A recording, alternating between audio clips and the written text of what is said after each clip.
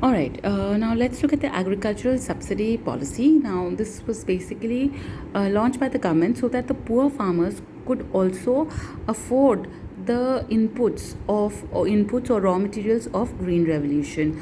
Now, again, there was a debate which started with the agricultural subsidy. Now, there were some people who said that these subsidies should be continued.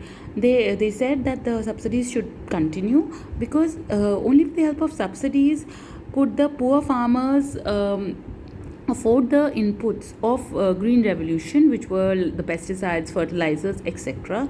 They also said that subsidies would remove the inequalities. They would bridge the gap between the rich and the poor farmers, because the poor farmers will also be adopting modern technology and would therefore increase their income, so the gap between the rich and the poor farmers would decrease. However, there was another group which said that the subsidies should be discontinued. Why? Because they said that now the green revolution was already very acceptable.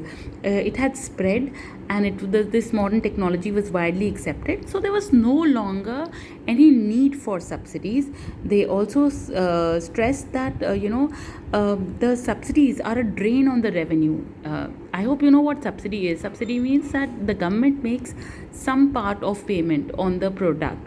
All right, so as a result the government has to make payment, so it's a drain on government resources, so therefore the subsidies should be discontinued. They also said that the subsidies are more beneficial to the rich farmers as compared to the poor farmers. Most of the benefits of the subsidies are taken by the rich farmers. Also, a large part of the subsidies benefits the fertilizer industry, so it should be discontinued.